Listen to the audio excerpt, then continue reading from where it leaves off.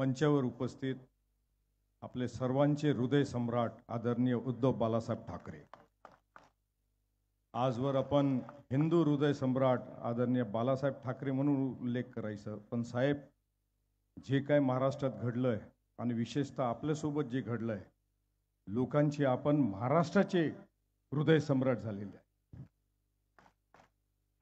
आदरणीय संजय राऊत साहेब, सन्माननीय व्यासपीठ, उपस्थित सर्व बंधू भगिनींनो, ही निवडणूक राजन विचारे साहेबांची या मतदारसंघाची एकटी निवडणूक नाही, तर या देशाची घटना वाचवण्याची निवडणूक आहे। ही निवडणूक गद्दारांना त्यांची जागा दाखवणारी निवडणूक आहे। ही निवडणूक या देशामध्ये जाती धर्म पसरवणारे आणि लोकांमध्ये समाजामध्ये तेढ निर्माण करणारे त्यांना जागा दाखवणारी निवडणूक आहे।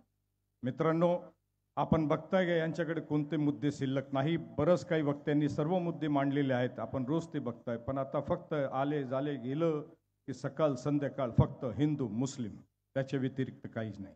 यांना कॉमन सिव्हिल कोड आणायचा आहे आणि त्याच्यासाठी ते म्हणतात आपल्याला शरीयत कायदा नको म्हणून कॉमन सिव्हिल कोड आणायचा आहे। केरळमध्ये ख्रिश्चन समाज आहे, नॉर्थ ईस्टमध्ये ख्रिश्चन समाज आहे, त्या ठिकाणी त्यांचा राहणं सहन हे सगळं वेगळं आहे। आदिवासी समाजाचा हिंदू संस्कृती, प्रत्येक राज्यामध्ये प्रत्येक माणसाची संस्कृती वेगवेगळी आहे। तर ह्या सगळ्या संस्कृतींना आपल्याला संपून एक संस्कृती करता येईल ती शक्य नाही, आणि म्हणून बाबासाहेब आंबेडकरांनी या देशासाठी ती घटना बनवली आणि कॉन्स्टिट्यूशन बनवलं, ज्याच्या माध्यमातून एक मुठ त्यांनी बांधली आणि या देशाला ती घटना दिली। आज आपल्याला ती घटना वाचवायची आहे आणि सर्व समाजाला आपल्याला न्याय देण्याचं काम करायचं आहे, रोजगार द्यायचा आहे। आदिवासी असेल, महिला असेल, प्रत्येक घटकाला जे मागील 10 वर्षामध्ये यांनी न्याय दिलेला नाही, राहुल गांधींनी म्हणून काँग्रेस पक्षाने ते म्हटलं की आम्ही 5 नाही आणि 25 गॅरंटी देणार आहोत। हे सांगण्याची पारी का आली? याच्याकरता आली की यांनी न्याय केलं नाही, यांनी समाजावरती देशामध्ये अन्याय केलेला आहे।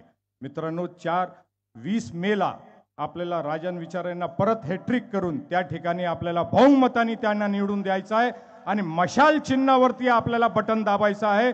धन्यवाद। जय हिंद, जय महाराज, जय भीम। धन्यवाद सन्माननीय मुझफ्फर हुसेन सर। यानंतर